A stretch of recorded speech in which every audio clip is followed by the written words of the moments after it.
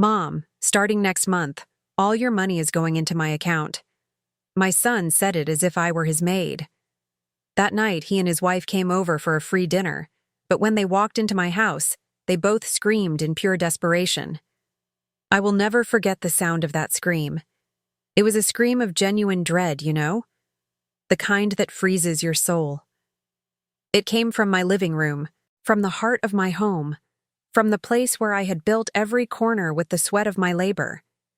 And as I listened to my son Ethan and that wife of his yelling as if they'd seen the devil himself, all I could think was, finally you understand who I really am. But hold on, let me tell you how we got here. Because this story didn't start on that Thursday night, no. It started 3 weeks earlier, when my only son walked into my kitchen and spoke those words that tore my heart in two. "Mom, sit down. We need to have a serious talk." I was making coffee. I remember the strong aroma filling the kitchen, the steam rising from the old kettle my late husband Walter had given me 22 years ago. Ethan came in without so much as a proper hello, with that air of an important man he'd acquired after becoming a sales manager. Navy blue tie, polished shoes, cologne too expensive for someone still paying rent. "What is it, son? Want some coffee?" "I don't want coffee, Mom. I want to talk about something serious. My name is Deborah. I'm 68 years old. Retired on Social Security after working for 35 years as an administrative assistant at a textile factory. I received $200 from my pension. But what truly supports my life are the 2 small commercial properties I bought with the money left over when I sold Walter's truck after he passed away. 2 simple little office spaces downtown that I rent to an accounting firm and a small tailor shop. Together, they bring in $3,800 every month. I've been a widow for 12 years. My Walter died of a heart attack while watching the evening news. It was quick, the doctor said, as if that would ease the pain. I've raised Ethan on my own since then. He was 26 when we lost his father, but he still needed me for so many things. "Sit, Mom. This won't be quick." I sat down. And that's when my son began to destroy everything I thought we still had. "Look, Jessica and I have talked a lot lately, and we're worried about you." Jessica. Just hearing that name made my stomach churn, but I said nothing, just waited for him to continue. "You're getting older, Mom. You're 68, and we know you don't have much experience with all this bank stuff, investments, managing money." "What do you mean, Ethan? I've been managing my own money for 12 years and I've never—" "Let me finish." He cut me off as if I were a child interrupting an adult. "We've decided that the best thing for you, for your own good, is to transfer the administration of everything to my account. Your rental income, your Social Security, everything. I'll take care of it for you and give you a monthly allowance. That way you don't have to worry about a thing." The silence that fell over that kitchen was as heavy as lead. "An allowance? Mom, like $500 a month. It's more than enough for you. You don't go out, you don't travel, you don't spend on anything extravagant. And look, before you get mad, this is for your own good. You only have a high school diploma. You've never really understood banks, taxes. What if someone scams you? What if you develop Alzheimer's and start giving money away to strangers?" I looked at my son, at the boy I held in my arms all night when he had the chicken pox, at the man who cried on my shoulder when his father died, and I recognized nothing of him in that moment. "Ethan, I don't have Alzheimer's, and I know how to take care of what's mine." "Mom, don't make this difficult. Jessica's pregnant." My heart leaped. "Pregnant? You're having a baby?" "That's why we need the money. Babies are expensive, Mom. We need to renovate the apartment, buy a crib, a stroller, clothes. You want your grandchild to live well, don't you?" And there it was. Emotional blackmail wrapped up like a gift. "Son, if you need help, I can—" "It's not help, Mom. It's administration. Starting next month, all your money goes into my account. I've already spoken with my lawyer. It's all legal. You just need to sign some papers." "And if I don't want to?" The way he looked at me then. My God, it was as if I had become his enemy. Then we'll have to take other measures, Mom. Legal measures. Nobody wants to see you being exploited or losing everything over a silly mistake, you understand? A threat. My own son was threatening me. Bring the papers on Thursday. Come for dinner. Bring Jessica. We'll talk calmly. He smiled. That smile of someone who thinks they've won. I knew you'd understand, Mom. We'll be there around 8. And he left. Left the coffee cooling on the table and my shattered heart on the floor. But what my son didn't know, what that manipulative Jessica had no idea about, was that I hadn't built everything I had by being a fool. And from that moment on, every word, every move, every decision I made would be calculated. Because on Thursday night, when they walked into my living room expecting to see me sign my entire life over to them, the surprise that awaited them would make that scream of desperation echo in their memory for the rest of their lives. If you're listening to me now and have gone through something similar, or know someone who is suffering at the hands of an ungrateful child, stay with me. Subscribe to the channel, because this story is just beginning. And what happened that Thursday will show you that you should never, ever underestimate a mother who's been pushed too far. The question that kept hammering in my head as I cleaned the coffee cup my son didn't want to drink was simple. When did I lose my boy? When did that son I loved so much turn into this stranger in a navy tie who spoke to me as if I were a senile old woman? But I was going to find out, and in finding out, they were going to learn a lesson they would never forget. After Ethan left that day, I sat in the kitchen for almost an hour, just staring at that empty cup, feeling the weight of 68 years falling on my shoulders like never before. You know when you realize everything you believed in was a lie? That all the effort, all the sacrifice, all the love you gave simply meant nothing. I got up, washed the cup, dried it with the floral dish towel my neighbor Carol had given me last Christmas, and then I went to my room, opened the drawer of the old mahogany dresser, the one Walter had bought at an auction in 1998, and I took out the metal box where I kept the old photos. I needed to remember who I was. I needed to remember what I had built. The first picture I picked up was from the day my Walter died. No, there was no picture of that day, obviously, but there was one from 2 months before, on our wedding anniversary, 31 years together at that time. He had that wide smile, his graying mustache neatly trimmed, hugging me from behind as I blew out the candle on the cake. We didn't have money for a party, so it was just the two of us and Ethan in our simple living room, with the old fan making noise. Walter was a truck driver. He'd spend weeks on the road, but when he came back, he brought the world into our home. Stories, laughter, that smell of cigarettes and coffee that clung to his clothes. He died watching the news, just tilted his head to the side, and that was it.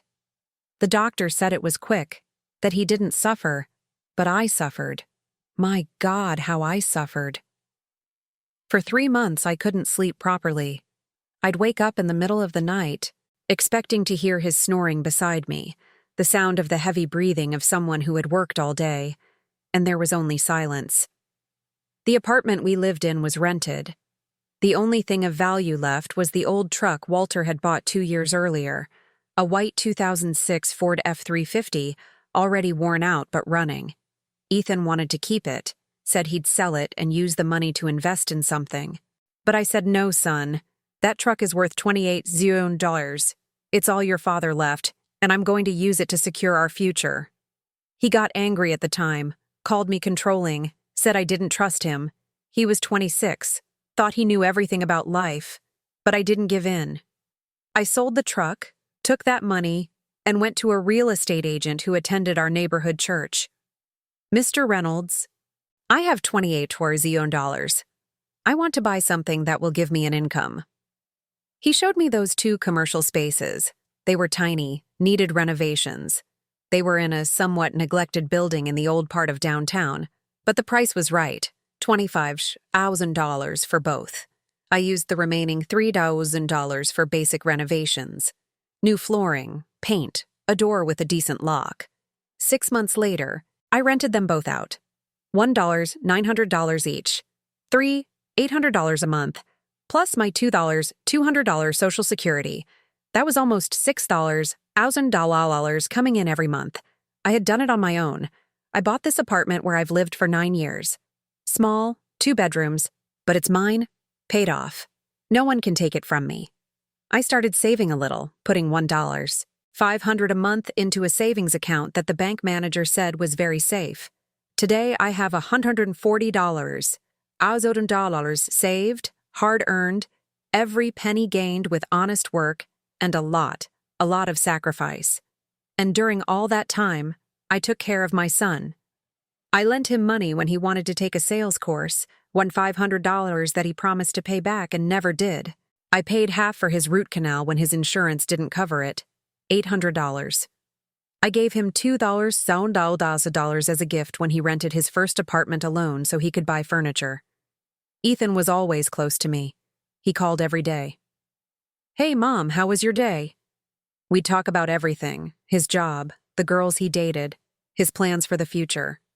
When Walter died, he was the one who held my hand at the funeral and said, "Mom, I'll never abandon you."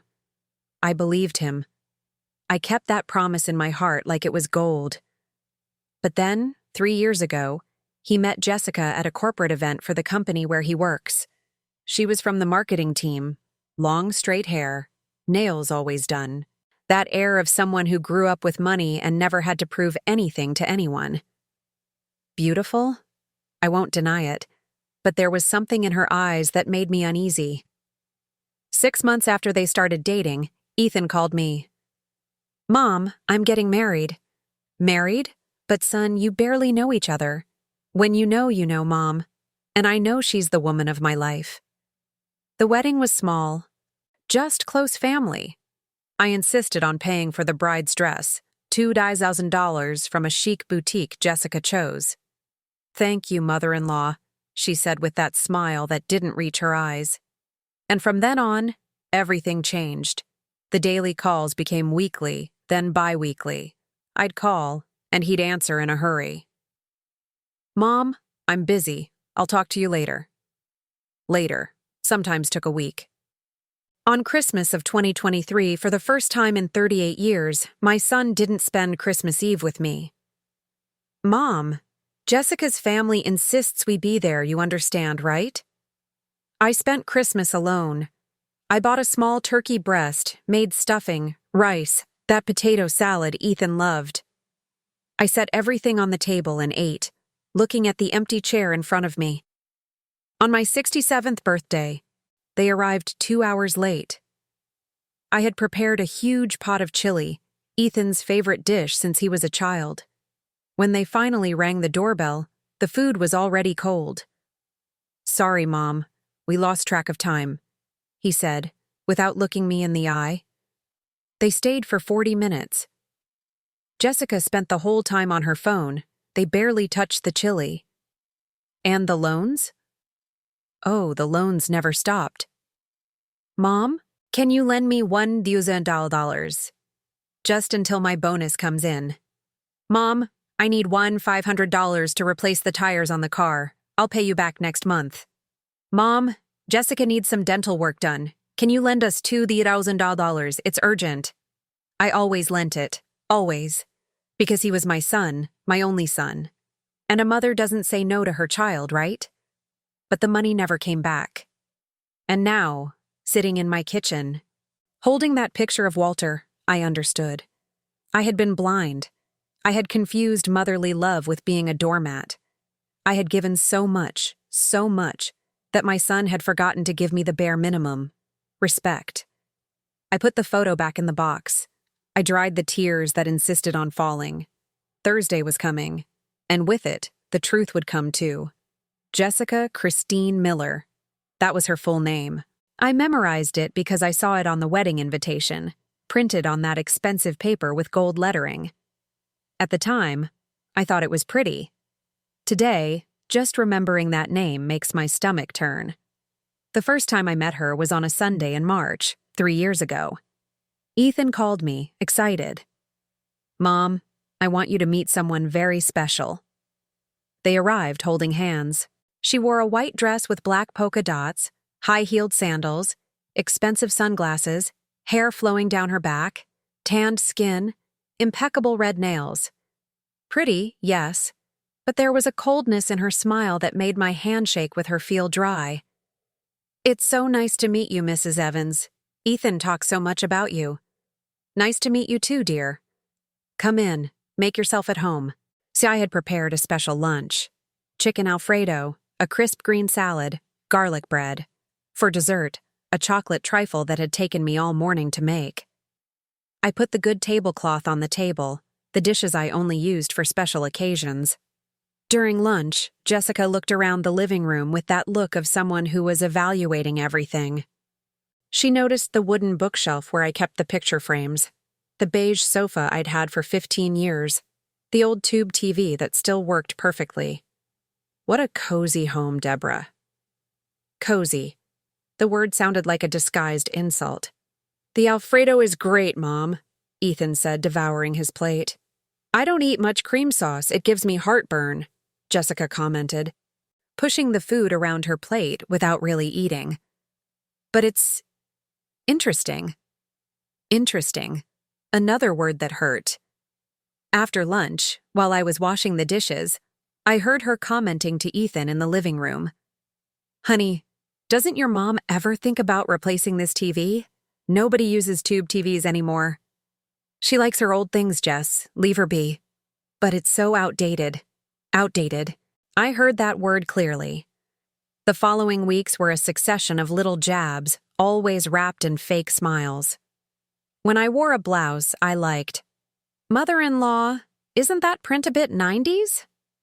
When I proudly showed them the sweets I had made, "Oh, so many calories I can't. I'm on a diet." She was 29, worked in marketing for a cosmetics company. She made good money. At least that's what Ethan always said. Her parents lived in a gated community on the south side of town. They owned 2 import companies. There was no shortage of money in that family, but apparently, there was a shortage of manners. The wedding happened 6 months later, too fast for my taste, but Ethan was enchanted, blinded by passion. I swallowed my concerns and paid for her dress. $2, these UN dollars. $2,000 for a dress she would wear only once.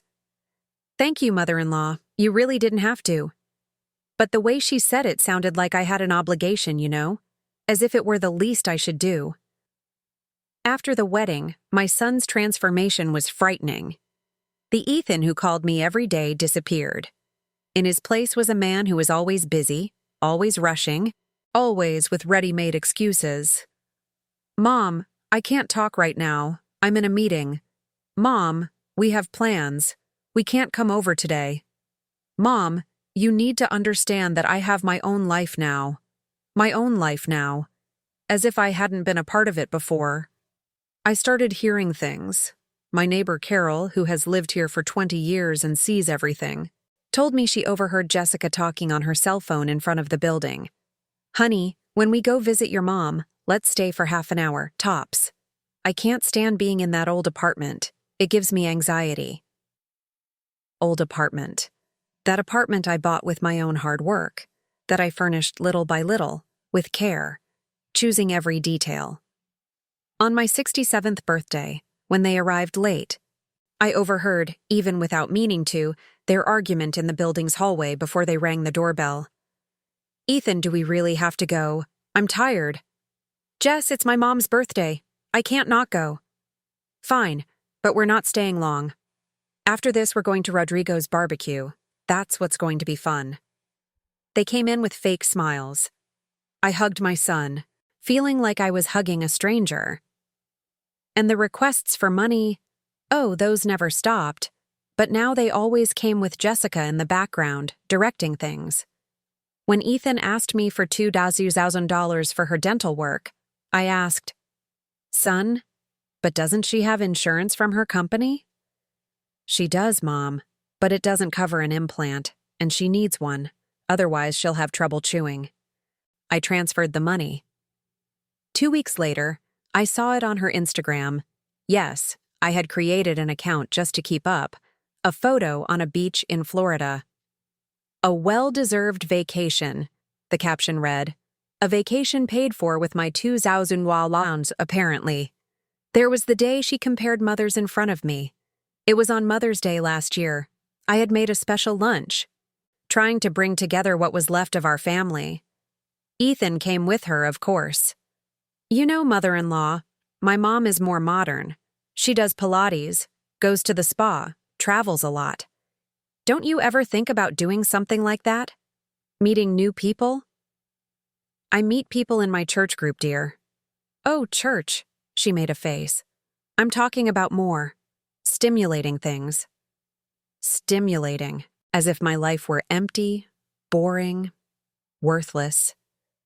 Ethan said nothing, just kept eating, eyes downcast, avoiding my gaze. That's when I started to see the truth. My son hadn't just gotten married, he had surrendered. He had let that woman reprogram every part of him, slowly erasing everything I had built in him. The boy who would hug me crying when he had a nightmare was gone. The young man who would say, "Mom, I love you," at the end of every call had disappeared. In their place was this man in a tie, controlled by his wife, looking at me as if I were a problem to be solved.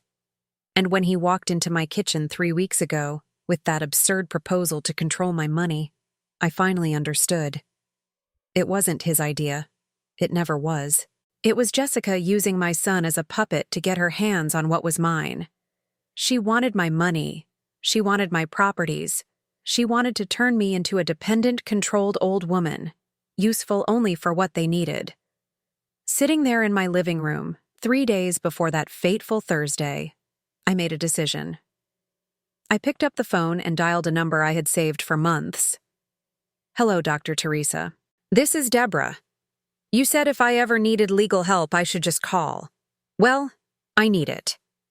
And as I explained the situation to the lawyer, I felt something growing inside me. It wasn't anger. It wasn't resentment. It was something colder, more calculated. It was justice, waiting for the right moment to happen. Tuesday, 2 days before the dinner, I was in the kitchen making a shopping list when the phone rang. It was Ethan. Mom, just confirming. Thursday, 8 p.m. Jess and I will be there. You can come, son. I'm going to make that roast pork you love. Silence on the other end. Then he said in a tone that tried to be casual but sounded anxious, Mom, did you think about what we talked about? I thought a lot about it, Ethan. A lot. And we'll talk on Thursday. Calmly. Bring those papers you mentioned. I heard him breathe a sigh of relief. I knew you'd understand, Mom. We just want what's best for you. I hung up the phone and looked at my own hand. It was shaking. Not from fear, but from adrenaline. From something I hadn't felt in a long time. Pure determination. On Wednesday morning, I went to the county clerk's office downtown. Dr. Teresa met me there, a folder of documents under her arm. She was 45, with short, graying hair, red-framed glasses, and a direct way of speaking that I loved. Deborah, are you sure about this? Absolutely, because once it's done, there's no going back. A donation with a clause of irrevocability is permanent.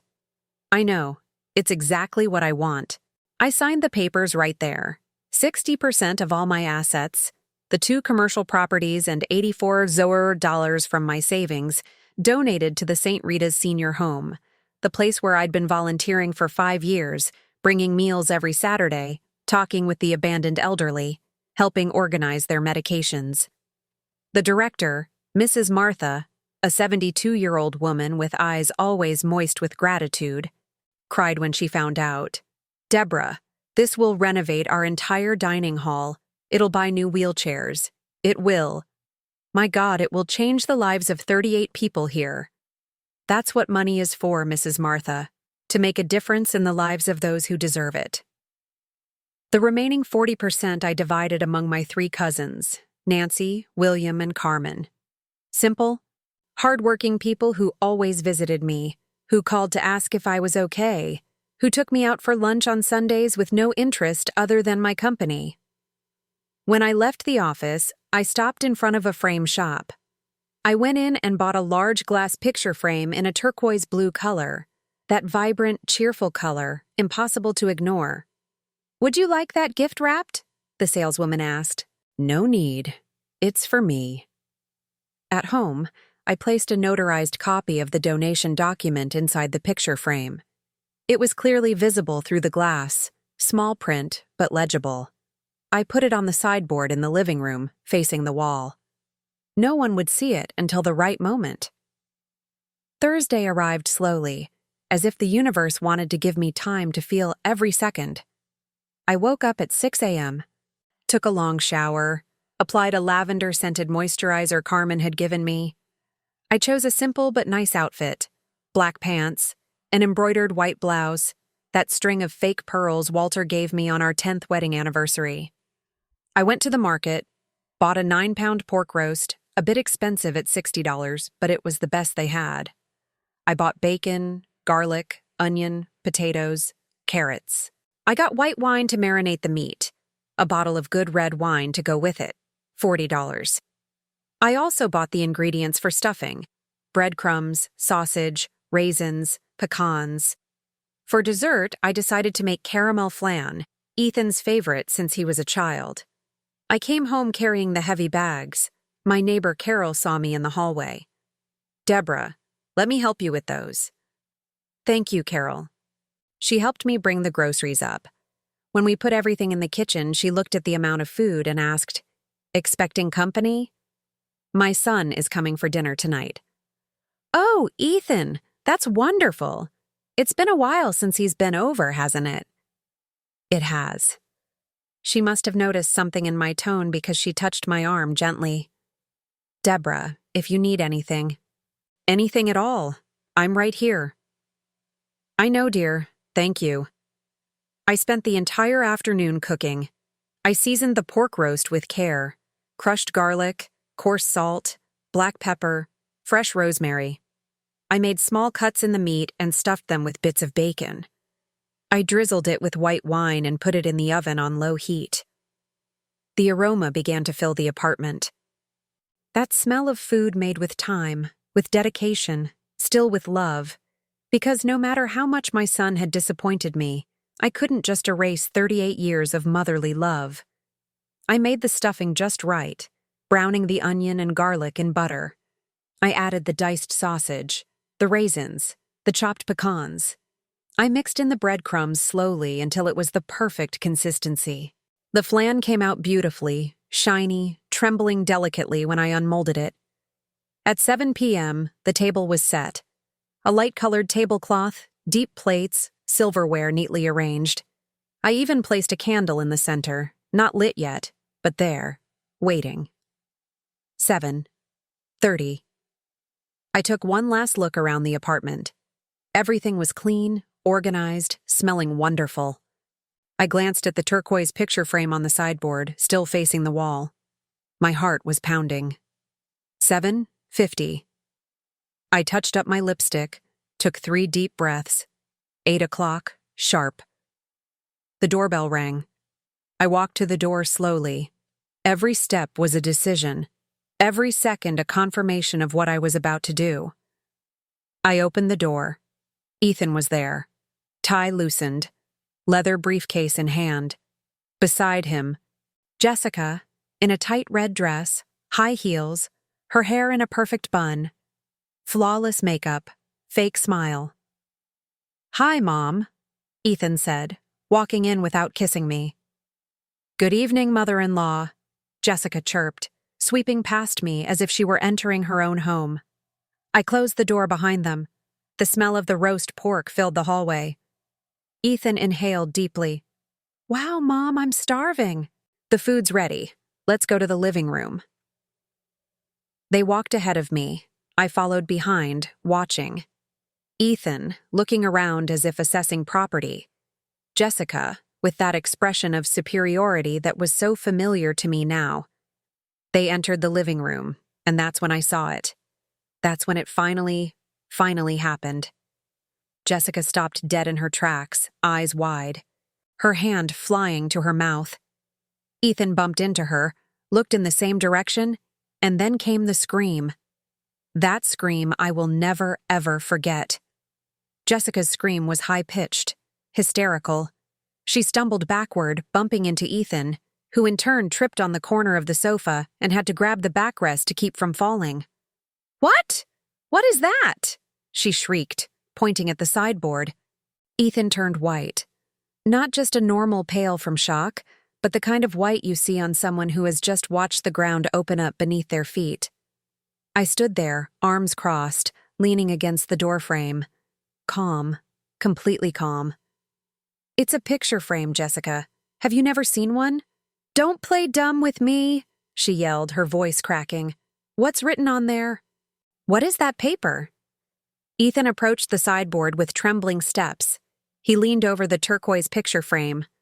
I watched his expression change with every second. Confusion, shock, disbelief, panic. "Mom, this can't be real." "It's real, son. Very real." He picked up the frame with shaking hands, reading aloud, stammering. "Public deed of donation. 60% of assets. Saint. Rita's senior home. Clause of irrevocability." Jessica snatched the frame from his hand. Her eyes darted across the document like desperate rats looking for an escape. When she finished reading, the frame almost slipped from her fingers. "You donated our money to a nursing home."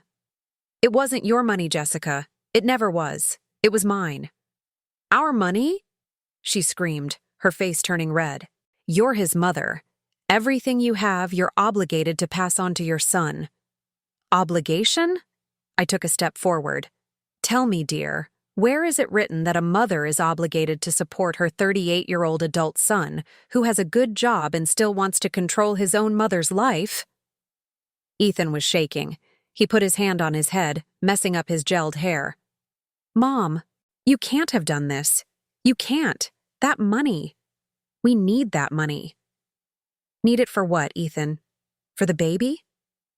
Silence. A silence so heavy you could hear the wall clock ticking. "Yes," he answered, his voice fading. "For the baby." Funny. I took another step closer. Because while talking to Dr. Teresa, my lawyer, I found out something interesting. She has a niece who works in the same company as you, in HR. And according to this niece, Jessica did put in a request for a leave of absence. Yes, but not for maternity leave. Jessica turned pale. It was a leave for cosmetic surgery, a nose job and liposuction scheduled for February of next year, quoted at $15 Saudi. "That's none of your business," Jessica exploded. "It became my business the moment you used a fake pregnancy to try and get your hands on my money." Ethan sank onto the sofa, just collapsed there like a rag doll. "Jess, you said you were pregnant." "I was going to get pregnant," she defended herself hysterically. "After we had the money, I would have stopped taking the pill and we would have tried. What's the problem?" "The problem," I said, my voice coming out harder than I expected, "is that you lied, you deceived, you manipulated. You thought I was too old, too dumb, too naive to notice." Ethan looked up at me. There were tears in his eyes. "Mom, I can explain." "Can you? Then explain. Explain why you walked into my kitchen and told me you were going to control my money. Explain why you wanted to give me an allowance of $1,500 when my combined income is $1. Explain where the other $400 or $500 was going to go, Ethan." He didn't answer, just lowered his head. Jessica, however, had no such restraint. "You know what? You're selfish. A selfish old woman who would rather give her money to strangers than help her own son." "Strangers?" I laughed. I actually laughed. A dry, humorless laugh. "Those old folks at St. Rita's are more family to me than you have ever been. They hug me when I arrive. They ask how I am. They remember my birthday, which is something you two haven't done in the last 2 years. We work. We have lives. she retorted. And I don't? I don't have a life? I don't deserve respect? That's when I saw it. I saw in her eyes that exact moment when the mask fell completely away. No more pretense, no more fake kindness. You should be grateful to have a son who worries about you. You should be happy we wanted to take care of your money before you did something stupid. Stupid like donating to St. Rita's? Yes, that's throwing money away. I looked at my son. He was still sitting there, head down, hands trembling. Ethan, do you agree with her? He didn't answer. Ethan, I'm asking you a question. Do you think I threw money away? Slowly, very slowly, he raised his head. His eyes met mine, and in that gaze, I saw it. I saw that I had lost my son a long time ago. Maybe 3 years ago, maybe before. Maybe at the exact moment he decided I was a problem to be managed, not a mother to be loved. Mom, you don't understand. We have plans. We need to buy a bigger apartment, get a new car. Jessica wants to get her MBA. All of that costs money. And I'm the cash cow to be milked to fund your dreams. It's not like that. It's exactly like that, Ethan. For the first time, my voice rose. For the first time in 3 weeks, I let the anger out. You wanted to turn me into a dependent, controlled old woman with no autonomy. You wanted to give me a pittance of what's mine while you used the rest to live your lives. Jessica threw the picture frame onto the sofa with force. You know what? We're going to contest this donation. We'll prove you were senile when you signed it, that you were manipulated, that... Good luck. I crossed my arms. Dr. Teresa anticipated that. That's why I had a full neurological exam on Monday. It's all documented. I am in full possession of my mental faculties. The donation is irrevocable and legal. You won't be able to overturn it. The silence that fell was different. It was the silence of defeat. Jessica looked at Ethan. Do something. What do you want me to do? He exploded for the first time, at her. My mother donated the money. It's over. We lost. We lost? She took a step back. You think I'm going to stay with you now, after finding out your mother has nothing left? And there it was, the naked truth. Ethan looked at her as if he'd been slapped. Jess, are you serious? I am. I didn't marry you to struggle, Ethan. I married you because you said your mother had money saved up, properties, that one day it would all be ours. My son stood up. You were only with me because of my mother's money? Open your eyes. You think you're some prince? A sales manager making $75,000 a year? The verbal slap echoed through the room, and I just watched my son discover, in the most painful way possible, who he had chosen over his own mother. But the night wasn't over yet. I had saved the best for last. Jessica grabbed her purse from the sofa with such force the strap nearly snapped. I'm not going to stand here and listen to this. Ethan, are you coming or staying? Ethan was frozen in the middle of the room, looking at her, looking at me, as if finally, after 3 years, he was seeing reality for the first time. Jess, wait. We need to talk. Talk? Talk? She laughed, but it was a bitter, venomous laugh. There's nothing to talk about. I'm out. You can deal with your mother and your mediocre life. She stormed past me like a hurricane, wrenched the door open and slammed it shut on her way out. The sound echoed throughout the apartment. Ethan was left standing there, lost. He looked like a little boy again, a scared little boy who didn't know what to do. Son, I said softly, sit down. It's not over yet. Mom, I have to go after her. Sit. The tone of my voice was so firm that he obeyed without question. He sat on the sofa, hands trembling, breathing erratically. I walked to the sideboard, picked up the turquoise picture frame, and held it against my chest for a second, feeling the weight of that moment. Ethan, This document here is real. I really did donate 60% of my assets to the St. Rita's home, and the remaining 40% I divided between Nancy, William, and Carmen. He looked up, incredulous. You left them out? I did, because family isn't about blood, son. It's about presence, respect, true love, things your cousins gave me and you didn't. I saw a tear roll down his cheek. Mom. But there's something you still don't know. I turned the picture frame to face him. See this date up here? He leaned in, read it. November 18th, 2025. 2 days after you came here to give me that ultimatum. 2 days after you told me you were going to control my money. Ethan was quiet, processing. Do you know why I did it so quickly? Because I already suspected, son. For months, I'd been noticing things. The cutoff conversations, the ever-increasing requests for money, the way Jessica would look at this apartment, calculating its value. Mom, I never wanted... Let me finish. I sat in the armchair across from him. At your wedding 3 years ago, I overheard a conversation. You were in the restroom. Jessica was outside with a friend of hers, and I heard her say, "The old lady has some good properties. When she kicks the bucket, we'll be set." Ethan went white again. I heard it, Ethan. I heard it and pretended I didn't because I didn't want to believe my son had chosen to marry someone like that. But from that day on, I started paying attention to every detail, every word. I stood up, went to the bookshelf, and picked up my phone. And you know what else I did? I recorded it. I recorded all our conversations for the last 6 months. His eyes widened. You recorded me? I did. And do you want to hear?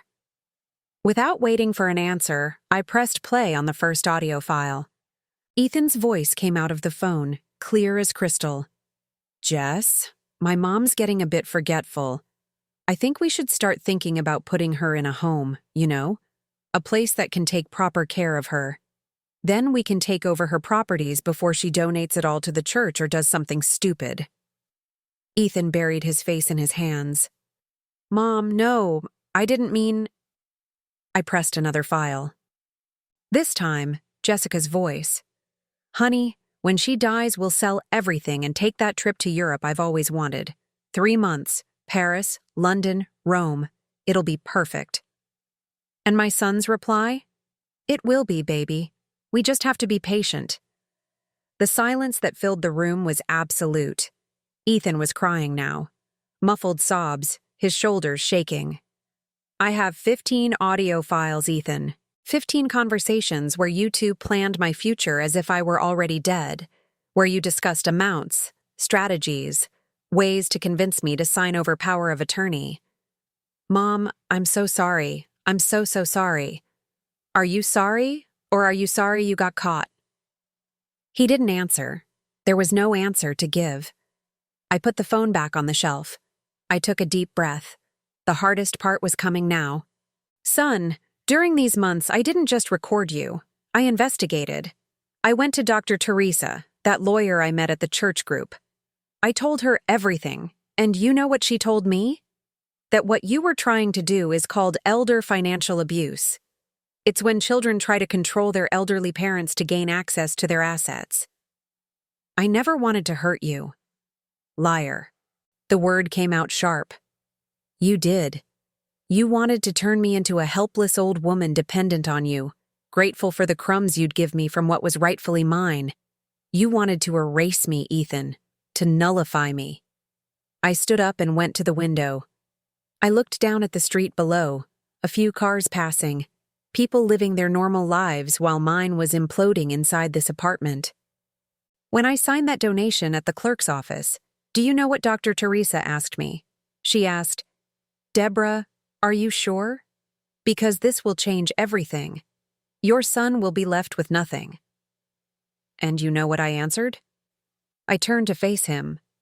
I said my son already has nothing because he lost what mattered most. He lost his mother. Ethan got up, took a step toward me. Mom, please give me a chance to fix this. I messed up. I know I messed up. But it's not about a mistake, Ethan. A mistake is forgetting to call on my birthday. A mistake is being late for lunch. What you did was betrayal. It was choosing money you didn't even have a right to over the woman who raised you alone. I know, he yelled. And it was the first time in years I'd seen real emotion from him. I know what I did. I know I was a horrible son. But Mom, I'm asking. I'm begging you. Give me a chance.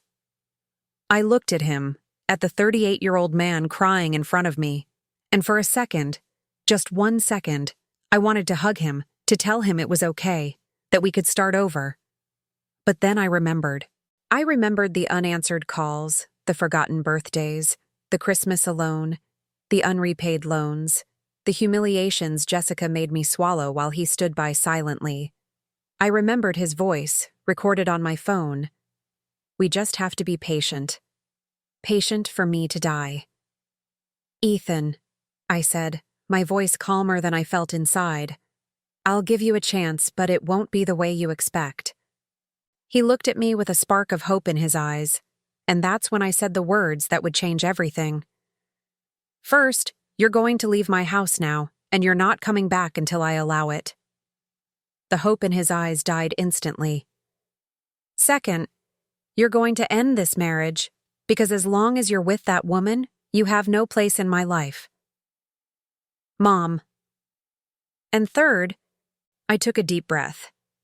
You're going to find out who you really are without the money you never had, without the expectations, without the inheritance. You're going to learn to live with what you build, not what you hope to get from me. You're kicking me out. I'm setting you free. I walked to the door and opened it. Now leave, please. Ethan stood there for a long moment. Then, defeated, he picked up his briefcase and walked to the door. He stopped beside me, looked at me with those red-rimmed eyes. I love you, Mom. I love you too, son. I always will. But love doesn't mean being a doormat. He left, and when I closed the door, I leaned against it and finally let the tears fall. I stayed leaning against that door for too long. The tears ran hot, soaking the embroidered white blouse I had chosen with such care. I heard Ethan's footsteps going down the stairs. He didn't even wait for the elevator. And then the sound of the building's front gate slamming shut below. Silence. A silence so profound I could hear my own shaky breath. I walked to the kitchen. The roast pork was still on the platter, steaming, perfuming the entire apartment with a scent that should have brought joy, but only brought a crushing sadness. The golden stuffing in the bowl, the flan waiting in the fridge, a table set for 3 people who would never sit at it. I sat down at the table, looked at all that food, and started to cry again. But this time it was different. It wasn't just sadness, it was relief, too. That strange feeling you get after doing the hardest thing in your life and not knowing if it was the right decision. The phone rang. I looked at the screen. Carol. Deborah, are you okay? I heard shouting. I'm fine, Carol. Just resolving some family matters. Do you need company? No, dear. I need to be alone right now. I hung up and sat there, staring at the food no one would eat. I thought about calling Carol, giving it all away, but my body wouldn't obey. I could only sit there, feeling the weight of every decision I had made. Did I go too far? Was there another way? But then I remembered the audio recordings, the conversations, the coldness with which they planned my future as if I were an object, not a person. No, I had done the right thing. The night passed slowly. I couldn't sleep. I kept tossing and turning, staring at the ceiling, replaying every word spoken, every expression on Ethan's face. That moment when he realized he had lost everything. Not the money, he had lost me. Friday dawned gray, with a fine drizzle, that annoying kind that never stops. I was having coffee, just 1 cup, no appetite for anything more, when the phone rang. An unknown number. Hello, Deborah. This is Miriam, Jessica's mother. My blood ran cold. I had never spoken to my son's mother-in-law. I had only seen her from a distance at the wedding. "Good morning, Miriam." "Good morning? Don't you good morning me." Her voice was harsh, filled with anger. "Do you have any idea the state my daughter came home in last night?" "I can imagine." "Aren't you ashamed of yourself? Doing that to your own son, donating everything to strangers?" I took a deep breath. "Miriam, with all due respect, this is none of your business." "It is my business when you destroy my daughter's marriage. Jessica is devastated. She cried all night." "Maybe she should have thought about that before using a lie to try and steal from me." "Steal? You're insane. They just wanted to help you." "Help me by giving me $500 from my own money. Is that help?" Silence on the other end. "Then we'll sue you for defamation, for parental alienation, for everything possible." "Good luck. I have everything recorded. I have proof. I have a lawyer, and I have a medical report proving I'm in full possession of my mental faculties. Sue if you want." "You'll lose. You're a bitter, selfish old woman. And your daughter is a manipulative gold digger. Now, if you'll excuse me, I have more important things to do." I hung up on her. My hands were shaking, but from anger, not fear. The phone rang again. Ethan. I let it ring and ring and ring. Then came a text. "Mom, please pick up. We need to talk." I ignored it. Another text. "Mom, I know you're mad, but this won't solve anything." Another. "I'm not giving up on you." And another. Jess left. She packed her things and left. "Mom, everything is falling apart." I dropped the phone on the table. I wasn't going to answer. Not now. Maybe never. Saturday came, and I did what I always did. I went to St. Rita's senior home. Mrs. Martha greeted me with one of her tight hugs. "Deborah." "My dear, how are you?" "Surviving, Mrs. Martha." "We heard about your son, about the commotion. News travels fast, doesn't it?" "It does. But I want you to know, what you did here has changed so many lives. Come, let me show you." She took me to the dining hall. It was renovated. The walls were painted a cheerful, light yellow. New tables, new, comfortable chairs.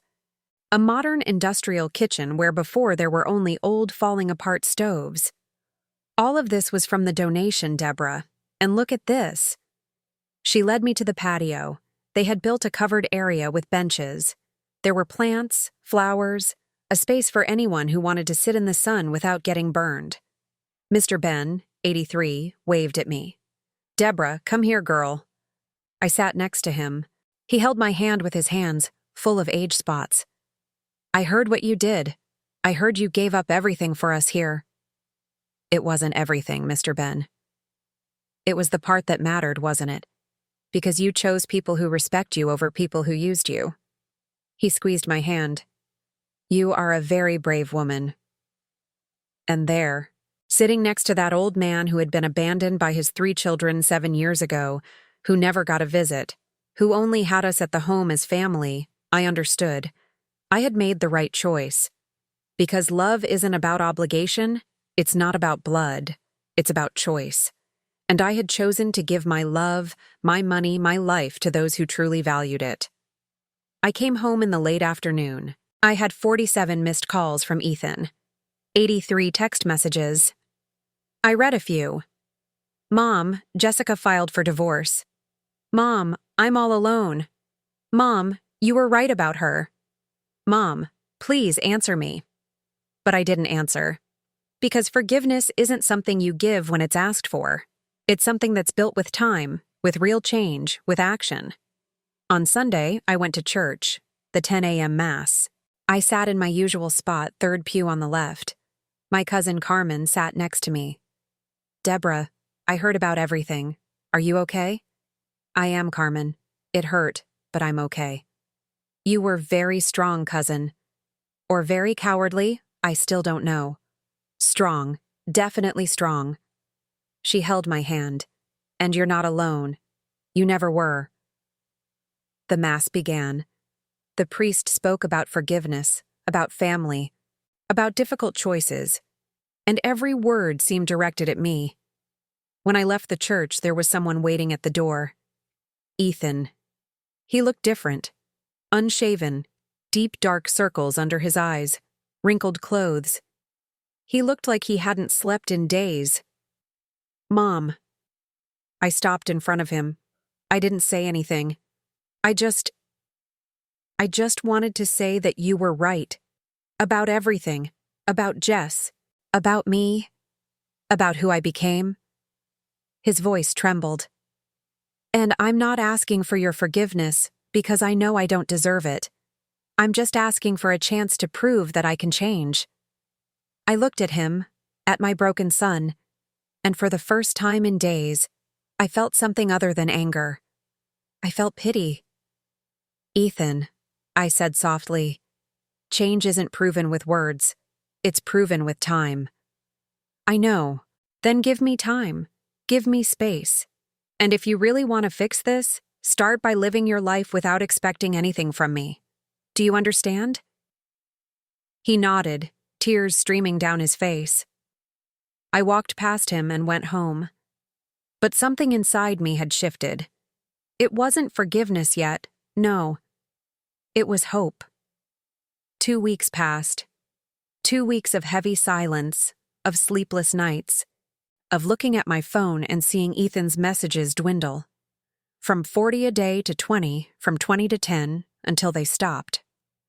I thought I would feel relieved when the messages ceased, but I didn't.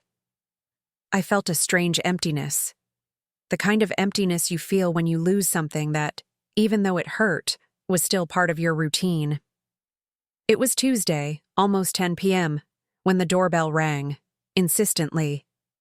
3 sharp rings. I looked through the peephole.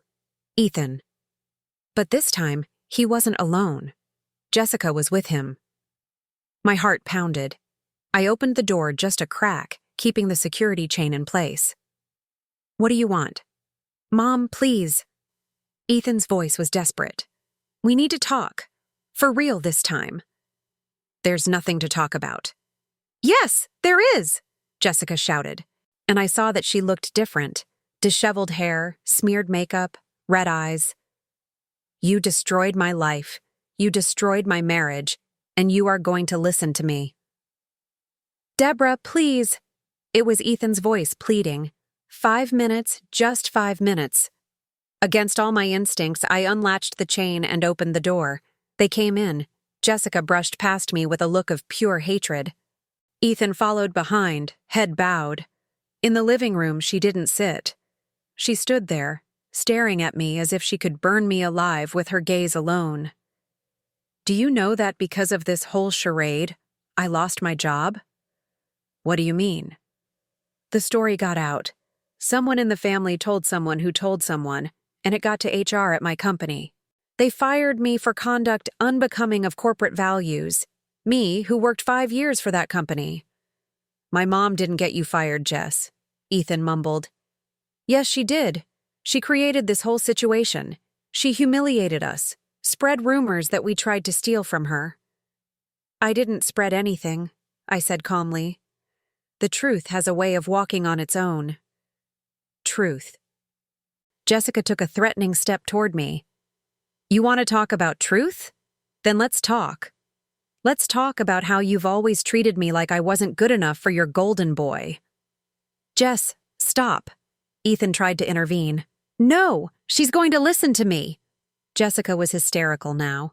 From the very first day, you looked down on me. You judged me. You thought I was a gold digger. Did it ever cross your mind that I love your son? Love? I laughed, a dry chuckle. You said you were leaving the second you found out he wasn't getting an inheritance. Is that love?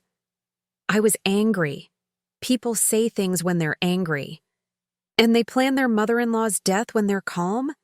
Because I have it on tape, Jessica. I have you talking about the trip to Europe after I die. Her face turned red. That was a joke. We were talking hypothetically. Hypothetically. I looked at my son.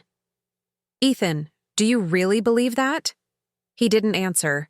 He was staring at the floor, hands in his pockets, defeated. Jessica saw she was losing and switched tactics. Suddenly, the tears came. "Look, Mrs. Evans, maybe I exaggerated. Maybe I said things I shouldn't have. But you need to understand.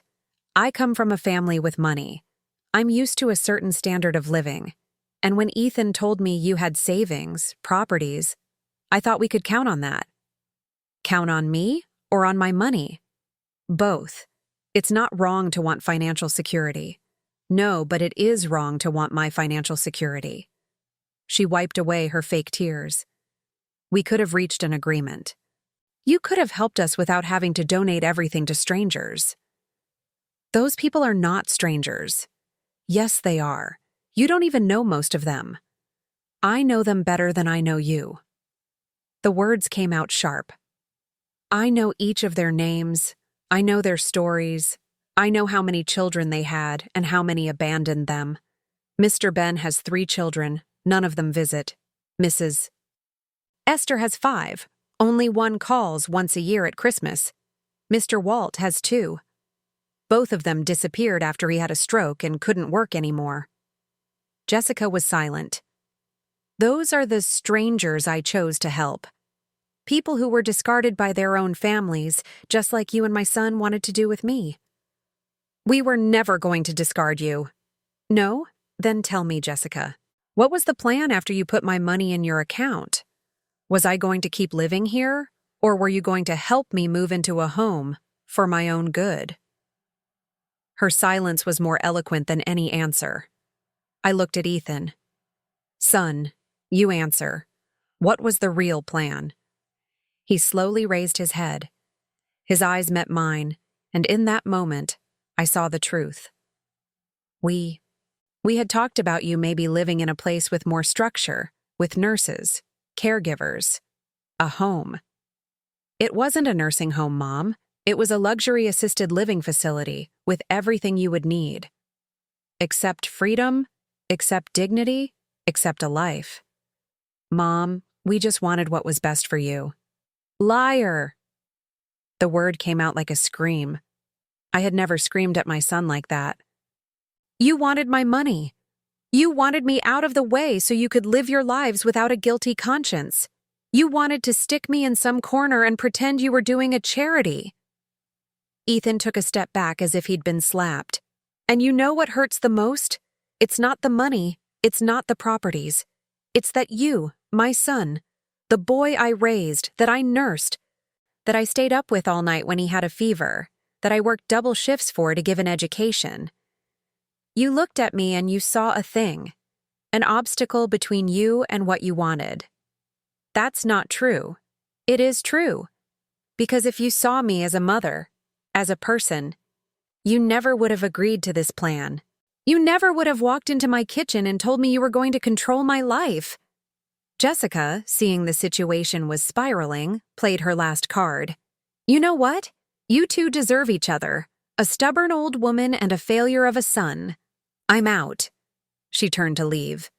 Jess, wait. Ethan went after her. No, I'm tired, Ethan. Tired of you. Tired of this situation. Tired of everything. You choose. It's me or her. And there it was, the final ultimatum. Ethan stopped in the middle of the room, looked at Jessica, looked at me, and for the first time I saw my son thinking with his own mind. Jess, I can't choose between you.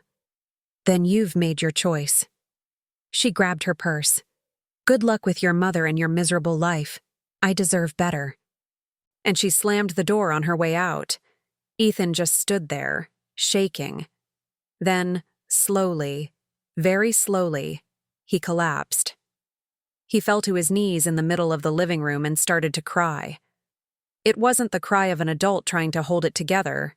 It was the sob of a child. Deep, painful, real. I've lost everything, Mom. I lost her. I lost you. I lost my self-respect. What do I do now? And there, seeing my son shattered on my living room floor, I felt something break inside me too. It wasn't forgiveness, not yet, but it was the beginning of something. I stood there, watching my son on his knees in the middle of the living room. Every fiber of my being screamed at me to go to him, to hug him, to tell him everything would be okay. But I couldn't. Not yet. "Get up, Ethan." He stayed there, sobbing. "Ethan, get up." Slowly, very slowly, he pushed himself up. His face was red, swollen, wet with tears. He looked like he'd aged 10 years in those 2 weeks. "Son, listen to what I'm about to tell you, and listen carefully." I took a deep breath. "You haven't lost everything. You've lost what was never truly yours. Jessica, she never loved you. And me. You never lost me because I was always here. What you lost was the illusion, the fantasy that you could have everything without deserving any of it. Mom, I know. No, you don't. Not yet. But you will." I went to the door and opened it. "Now go home. Go to sleep. Go think about your life. And when you truly understand what you did, when you have truly changed, then you come back. But don't come back expecting instant forgiveness. Come back as a man, not a boy." He looked at me for a long moment. Then he nodded and left. I closed the door and leaned against it. My legs were shaking so much I had to hold on to the frame. Had I done the right thing, or had I been too cruel? I didn't know. But I couldn't go back now. The following days were strange. The phone would ring. Sometimes it was Ethan, other times unknown numbers that I later found out were lawyers hired by Jessica's family. Empty threats of lawsuits that would never come. Dr. Teresa called me on the Thursday of that week. "Deborah, they tried to file a suit claiming you were under duress when you made the donation." "And did they succeed?" "The judge wouldn't even hear it. The documentation was impeccable. Recent medical evaluation, a video of the signing at the notary's office showing you lucid and determined. It was dismissed on the spot. Thank God. But there's more. Jessica tried to sue you for defamation." My heart skipped a beat.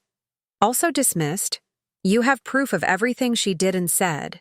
The audio files, the witnesses." Her lawyer dropped the case when he saw the ammunition you had. "So it's over." "For now, yes. But, Deborah, be careful. Desperate people do unpredictable things." I hung up the phone with a knot in my chest. I wasn't afraid of Jessica, but I was afraid of what all this could still do to my son. Saturday arrived, and I went to St. Rita's home as always. Mr. Ben was waiting for me with a toothless grin. "Deborah, come see what we did." He took me to the garden. They had planted rose bushes, red, yellow, white, a rainbow of colors still small, but full of promise. "We thought we'd make a memorial garden. For every person who has helped the home, we plant a rose bush. Yours is going to be that one, the red one in the center." I looked at that fragile little sapling and started to cry. "Deborah, are you okay?" "I am, Mr. Ben. I am. It's been a long time since anyone planted anything in my honor." He held my hand. "Well, we're going to take care of it as if it were you. With care, with respect. Because that's what you deserve." I went home with a lighter heart, but when I got to my building, the doorman called out to me. "Mrs. Evans, your son stopped by today. He left this." It was a thick brown envelope. I opened it right there. Inside was money, $100 bills, 50s. I counted one $500 and a handwritten note. "Mom, this is the money for the course you lent me 6 years ago. With interest, it would be more, but this is what I have right now. I'll pay back the rest a little at a time. I'm not doing this hoping for your forgiveness. I'm doing it because it's the right thing to do. Ethan." I sat down on the steps of the lobby and read the note 3 times. It was a start, a small one, but it was a start. The weeks went by. Ethan no longer called, no longer sent messages. But every 2 weeks, the doorman would hand me an envelope. Always with money, always with a short note. "Mom, another $800 from the dentist's office. Mom, $1,000, part of the $2,000 for the apartment. Mom, $500.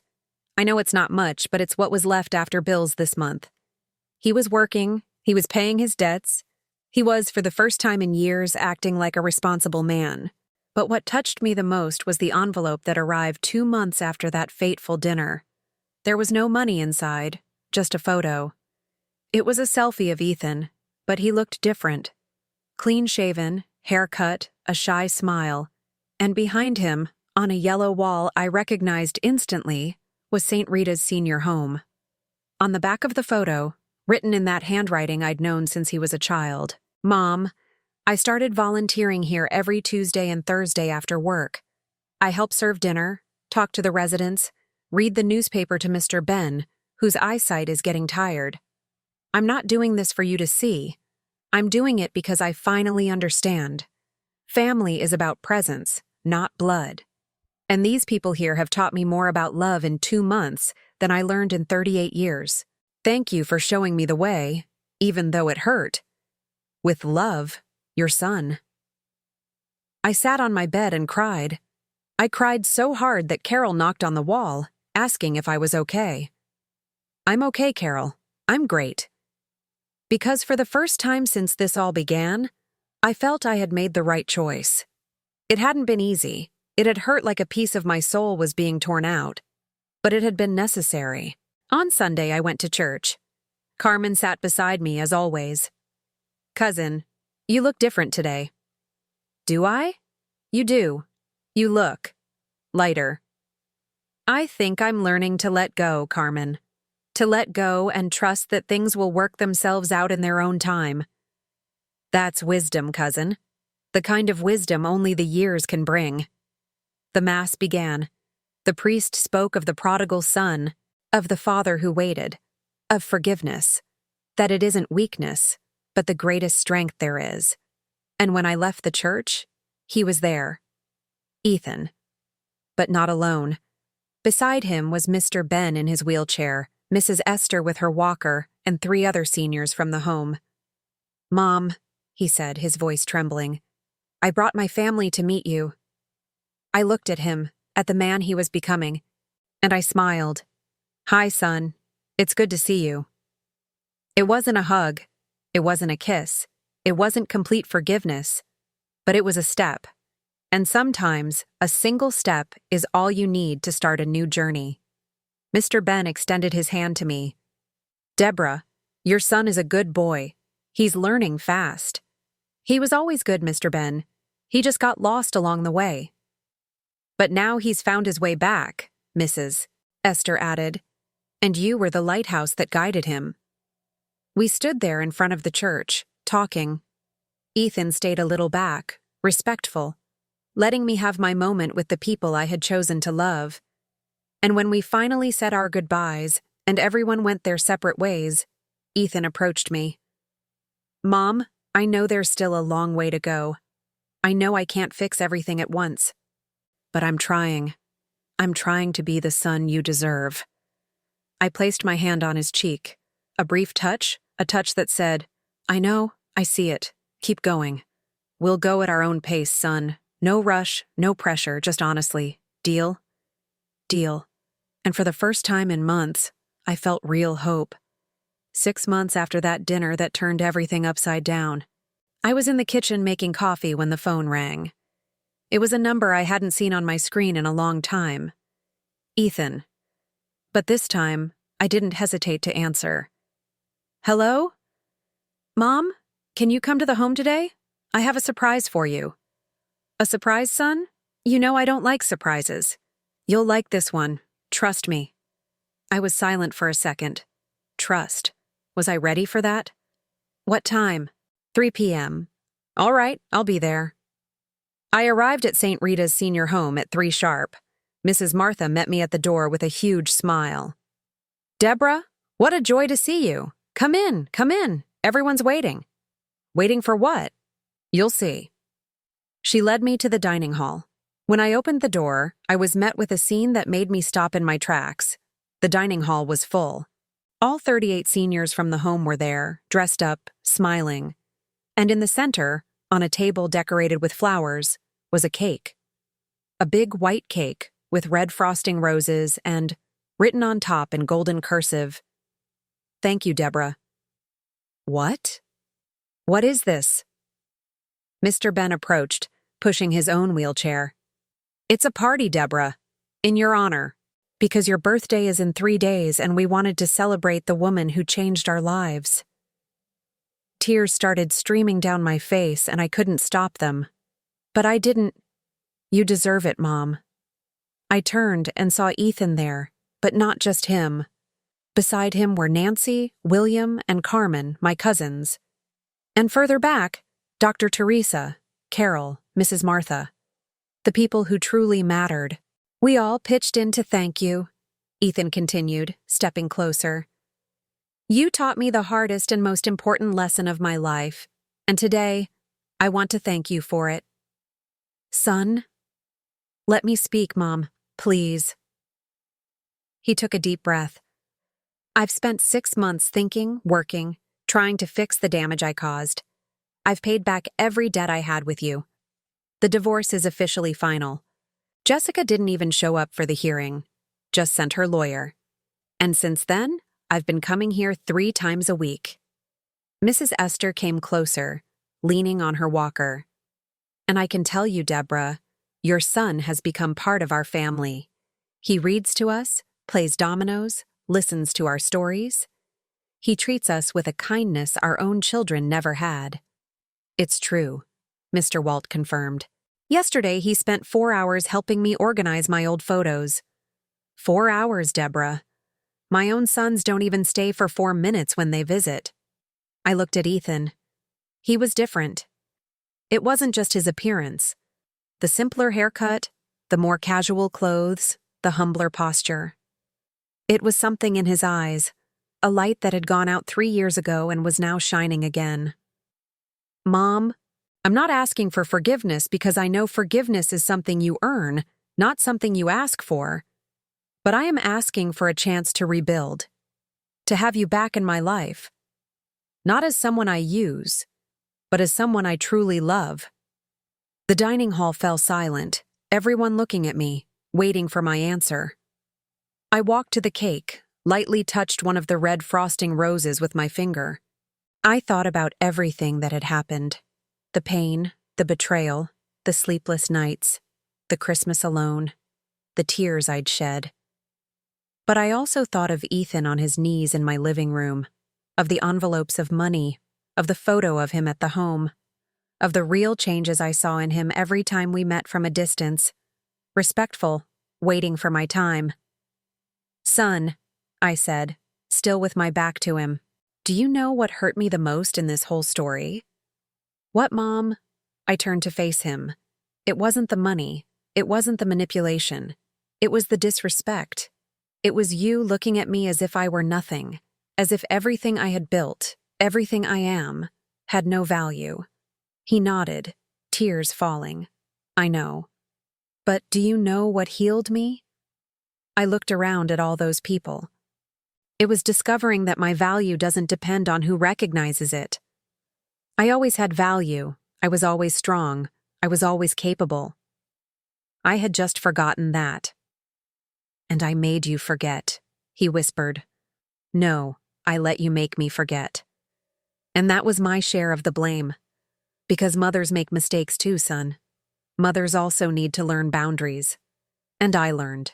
I learned that loving isn't erasing yourself, that caring isn't sacrificing yourself until you disappear. I took a step toward him. And now, looking at you, I see a man who has also learned, who has grown, who understands. I took a deep breath. "So yes, son, we can rebuild, but in our own time, with respect, with truth." Ethan sobbed and took a step toward me. I opened my arms, and when he hugged me, really hugged me tight, crying on my shoulder just like he did when he was a child, I knew. I knew I had made the right choice all those months ago. Because sometimes the truest love isn't the one that gives in. It's the one that teaches, that corrects, that says no when it has to, even when it hurts. The party continued. We sang an early happy birthday. I ate a piece of that delicious cake Mrs. Martha had made. I talked with each of the seniors, listened to their stories, received their hugs. And in the late afternoon, as the sun began to set, Ethan and I went to the garden, to the red rose bush they had planted in my honor. It had grown. It had 3 open roses, beautiful, vibrant. "It's beautiful, isn't it?" Ethan commented. "It is. And you know why? Because it was cared for, watered, pruned when needed, just like us." He smiled. "You were always wise, Mom. I was just too stupid to realize it." "You weren't stupid, you were blind, but blindness can be cured." We stood there in silence, looking at that rose bush. And then Ethan spoke. "Mom, there's something I need to tell you about Jessica." My whole body tensed. "What about her?" "She remarried, 3 months after the divorce, to a businessman, owns a chain of pharmacies. Rich, very rich." "And how did you find out?" "Saw it on her Instagram. Huge wedding, expensive dress, honeymoon in the Maldives." He paused. "And you know what I felt?" "What?" "Relief. Pure relief. Because I could have been that rich guy, yes, but miserable. Tied to someone who didn't love me. And today, looking at my life, I have little money. I live in a small apartment. I drive an old car. But I have you, Mom. I have a relationship with you that I haven't had in years." I held his hand. "That's called freedom, son, and there's no money in the world that can buy it." I learned from the best. We went back inside. The party was winding down. The seniors were starting to retreat to their rooms. Mrs. Martha hugged me on my way out. "Deborah, you have no idea the good you've done here. And I'm not just talking about the money. I'm talking about you, your presence, your love." "The good is mutual, Mrs. Martha. This place saved me as much as I saved it." On the way home, Ethan offered me a ride. I accepted. Inside the car, stopped at a red light, he said, "Mom, I know we still have a long way to go, but thank you. Thank you for not giving up on me." A mother never gives up, son. She just teaches. "Okay, when you're ready for the epilogue and final CTA, say next with 800 words. Epilogue, The Woman Reborn. A full year has passed since that dinner that turned my life upside down. Today, as I prepare my breakfast on a sunny December Thursday, I look out the window and see a completely different world than the one I saw before. Not because the world changed, but because I did. The phone rings. It's Ethan. "Good morning, Mom. Did you sleep well?" "I did, son. And you?" "Well, too. Listen, the folks at the home and I are organizing a Christmas lunch. We were wondering if you'd be up for making your famous stuffing." I smile. "Of course I will. But only if you make the rice." "Deal. I love you, Mom." "I love you too, son." I hang up and stare at the phone. A year ago, those words seemed impossible. Today, they are part of our routine. A routine rebuilt, brick by brick, conversation by conversation, gesture by gesture. Ethan kept every promise he made. He paid back every cent he owed. He works hard. He was promoted to regional manager, earns better now, but still lives in the same small apartment. I'm saving up to buy something of my own, Mom. No rush. The right way. He goes to the St. Rita's home 4 times a week now. He's become a fixture there. The seniors call him when they need something. He takes them to the doctor, helps with paperwork, keeps them company. Last week, Mr. Ben got pneumonia and was hospitalized. Ethan spent 3 nights sleeping in a chair in the hospital room, keeping him company. "Mom," he told me when I went to visit, "now I get it. I get what you felt all those years when I left you alone, and I never want anyone to feel that again. And as for Jessica, well, life has a funny way of delivering poetic justice. I heard through Carol, who heard from her sister-in-law, who heard from her neighbor, the way news travels in a small town, that her marriage to the rich businessman lasted exactly 7 months. He discovered she had enormous credit card debts, over $40,000 that she had hidden before the wedding. And not only that, he also found out she had tried to open a business in his name without his authorization. The divorce was swift and brutal. She got nothing. She moved back in with her parents, lost her new job, and from what I'm told, is working as a sales associate at a clothing store in the mall, earning minimum wage. I won't lie, when I heard, I felt a pang of satisfaction, but it passed quickly, because I realized the greatest revenge wasn't her losing money. It was me gaining peace. Today is Thursday, my day to go to the home. I arrive at 2 p.m., as always. Mrs. Martha greets me with a tight hug. "Deborah, come see something." She takes me to the new wing. That's right, a new wing. With the donation I made, and a few others that came after, people inspired by my story, the home was able to expand. It now has capacity for 60 seniors. 22 new people have arrived in the last few months, and in the hallway of the new wing, there's a bronze plaque. I read it aloud. The Deborah Evans Wing. In honor of the woman who taught us that family is a choice, not an obligation. My legs feel weak. Mrs. Martha steadies me. "You deserve it, Deborah. You deserve every honor, every recognition." "I didn't do anything special." "Yes, you did. You chose us, and that made all the difference." I enter the new wing. The rooms are bright, airy, with large windows. There's a common room with a TV, comfortable sofas, a bookshelf full of books. There's even a small kitchenette where the seniors who are able can make their own snacks. Mr. Ben is in the room playing dominoes with 3 new residents. When he sees me, he waves excitedly. "Deborah, come meet the gang." I spend the afternoon there, talking, laughing, listening to stories, and I realize something. I'm no longer just the donor. I am a part of this place. I am a part of this family. At 6 p.m., Ethan arrives straight from work. Tie loosened, briefcase in hand, but a smile on his face. A real smile. "Mom, ready to go?" "I will be, son." We say our goodbyes to everyone. On the way home, the car breaks down. Yes, that old car Ethan insists on driving. We're stranded on the shoulder. "Damn," he mutters.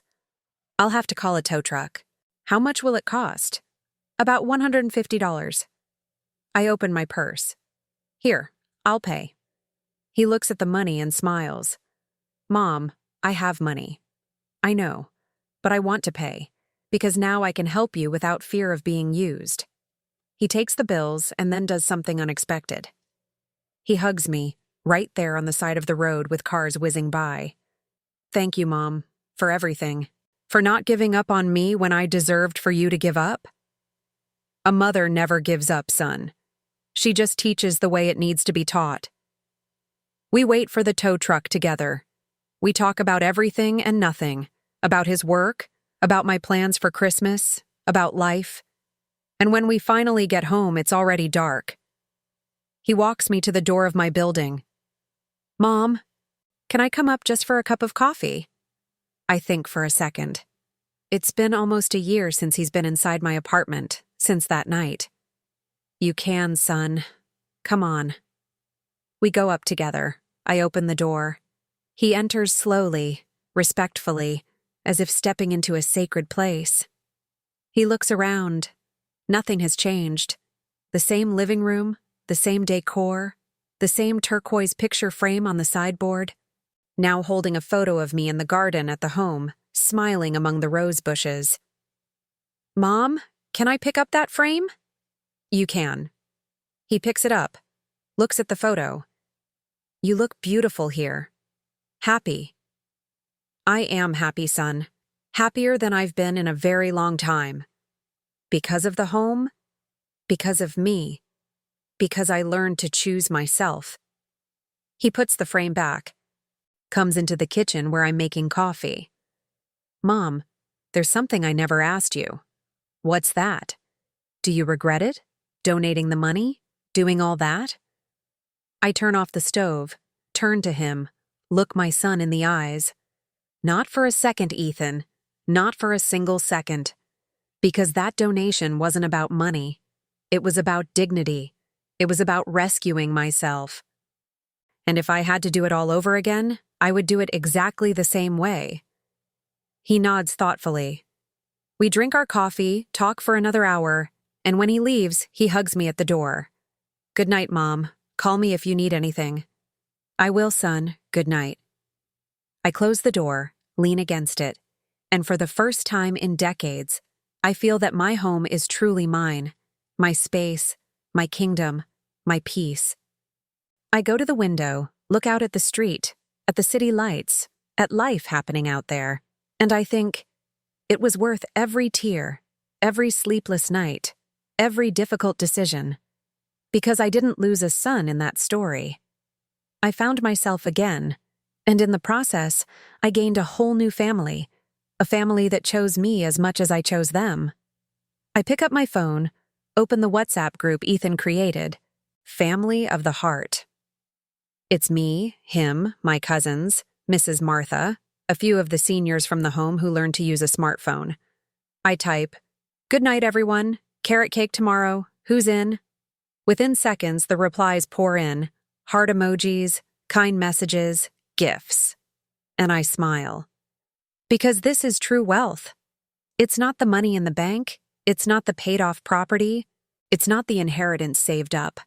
It's the love we build, the respect we earn, the dignity we never give up. And that, no one can ever take away from me. If this story touched your heart in any way, if you've been through something similar or know someone who is living through a situation like this, leave a comment below. Tell us where you're watching from. Share your story, because sometimes we just need to hear that we're not alone, that other people have faced this too, that it is possible to rise again, that dignity is priceless. And if you've made it this far, thank you so much for listening, for staying with me through this whole journey. Like this video, share it with someone who needs to hear it, and subscribe to the channel to continue following stories of life, of overcoming adversity, of women who refuse to be erased. A big hug from a woman who learned the hard way that we teach love with boundaries, and that sometimes the best gift we can give to those we love is to let them learn on their own. Until the next story.